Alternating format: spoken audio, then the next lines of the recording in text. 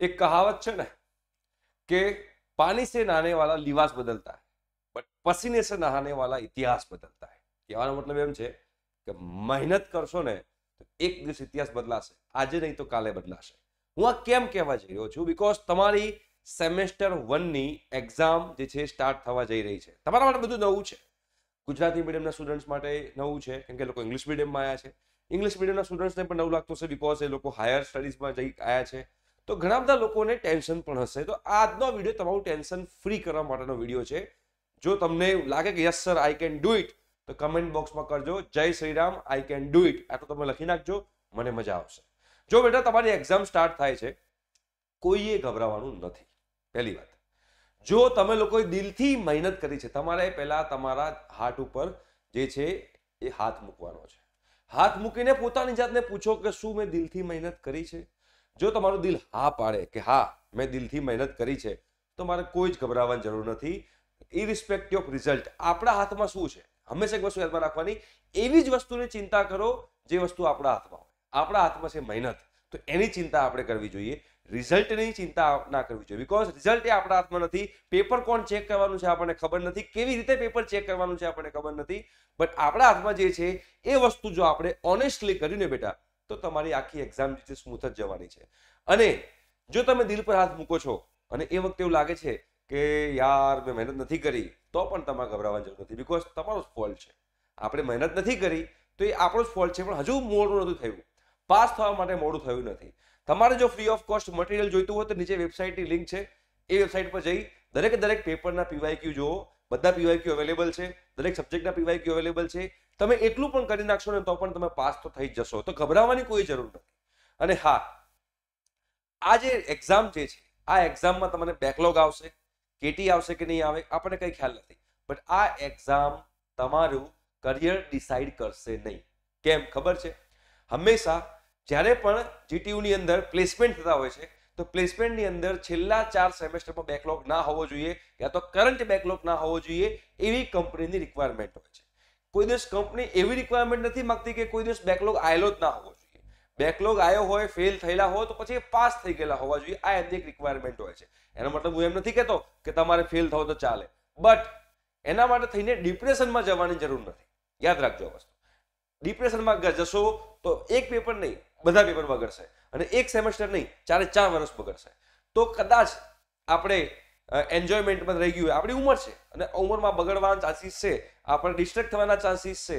આપણને એવું લાગતું હોય કે કોલેજમાં આપણે પેલું જે કરણ જોહરનું મૂવી જોયું છે સ્ટુડન્ટ ઓફ ધ યર, એના જેવી કોલેજ લાઈફ જીવવાનો પ્રયત્ન કર્યો હોય તો ચાન્સીસ છે કે આપણે લોકો એની પ્રિપેરેશન ના કરી હોય, બટ એના પછી તમારે જાગવાનું છે કે સેમેસ્ટર 1માં જે થઈ ગયું, બટ સેમેસ્ટર 2 ની અંદર તો હું પહેલેથી સારી રીતે મહેનત કરીશ, જેના કારણે એન્ડ મોમેન્ટમાં મારે કોઈ દિવસ ડિપ્રેશનમાં આવવાની જરૂર ના પડે, મને કોઈ દિવસ ટેન્શન ના આવે। તો આ બધી વાતો તમારે લોકોએ ધ્યાનમાં રાખવાની છે।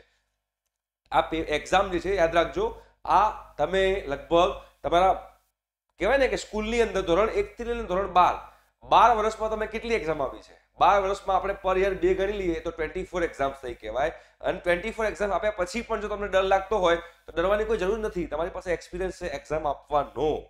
હંમેશા તમે વિચારો તમને એમ લાગશે કે જ્યારે એક્ઝામનો આગલો સમય હોય ને ત્યારે આપણને એવું લાગે કે એક્ઝામ છે, બટ એકવાર એક્ઝામ સ્ટાર્ટ થાય અને એક્ઝામ આમ આંખોના પલકારામાં જતી રહે છે, પતી જાય છે।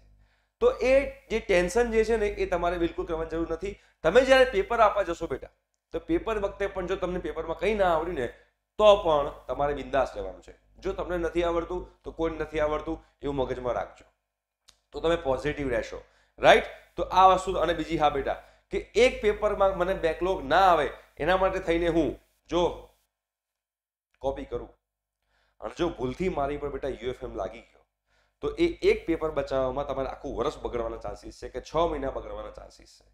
જો ના આવડતું હોય તો હા આજુબાજુમાં પૂછી લો, ચાલે, એને વાંધો નથી, બટ કાપને લઈને જાઓ, હાથમાં લખીને જાઓ, કેલ્ક્યુલેટર પર લખીને જાઓ, તમારું પેડ હોય પેડ ઉપર લખીને જાઓ।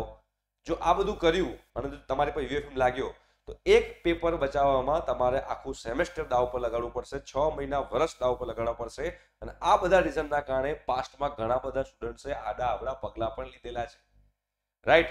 તો હંમેશા યાદ રાખજો, એન્જિનિયરિંગની અંદર કેટી આવે એમાં કોઈ જ, દરેક દુનિયામાં કોઈ પણ માણસ એવરી ટાઈમ સક્સેસ થયું જરૂરી નથી। ક્યારેક તમે સક્સેસફુલ હો, ક્યારેક ના હો, ક્યારેક ફેલિયર બી મળે। ઓલવેઝ સક્સેસફુલ ના હોય. તમે એનો એક્ઝામ્પલ હતા જોશો તો વિરાટ કોહલી અને રોહિત શર્મા કેટલા મોટા દિગ્ગજ પ્લેયર છે, પણ અત્યારે એમનો ખરાબ ટાઈમ ચાલી રહ્યો છે.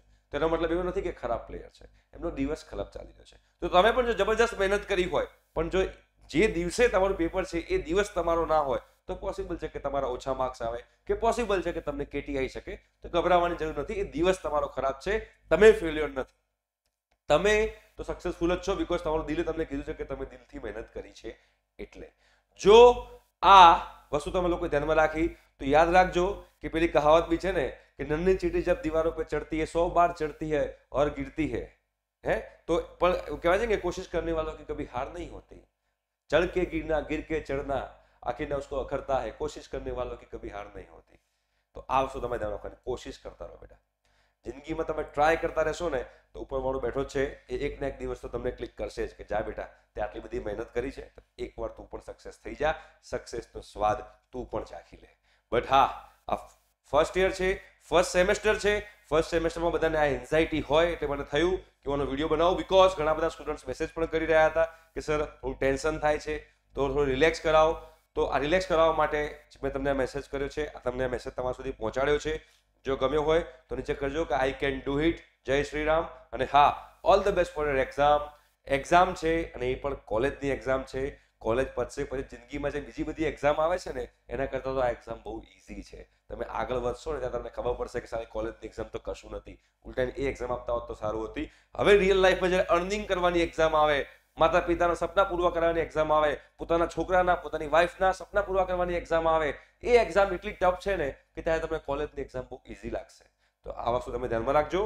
બહુ જ એકદમ રિલેક્સ થઈ જવાનું છે, ઊંઘ પૂરેપૂરી લેવાની છે. ઉજાગરા તમારા લોકો કોઈએ કરવાનો નથી. ઉજાગરા કરશો જેટલા વધારે એટલું તમારું મગજ જે છે એ શાર્પલી કામ નહીં કરી શકે, તો તમારું મગજ દોડશે નહીં, તો તમે એક્ઝામમાં લખી પણ નહીં શકો. અને હા, 2.5 કલાકનું તમારું પેપર છે, તો 2.5 કલાક પૂરેપૂરા યુઝ કરજો. કશું ના આવડતું હોય તો ખાલી છોડીને ના આવતા, પૂરેપૂરું લખીને આવજો. જે આવડતું હોય, જે મગજમાં આવે લખીને આવજો, પણ સપ્લિમેન્ટરી કોરી રાખીને ના આવતા, કેમ કે સ્વસ્થતાના માર્ક અહીંયા નથી, લખેલાના માર્ક્સ છે. રાઈટ? તો આ તમારા લોકો ધ્યાનમાં રાખવાનું છે. All the best my dear students. ફૂલ ભૂક્કા બોલાવજો, તાંડવ મચાવી દેજો એક્ઝામની અંદર એકદમ. અને હા, વોટ્સએપ ગ્રુપમાં જોડાવાનું બાકી હોય તો જોડાઈ જજો, બીકોઝ બીજા ઘણા બધા મટીરિયલ ને બધી વસ્તુ જે છે અમે વોટ્સએપ ગ્રુપમાં શેર કરવાના છીએ. Okay, thank you so much. By.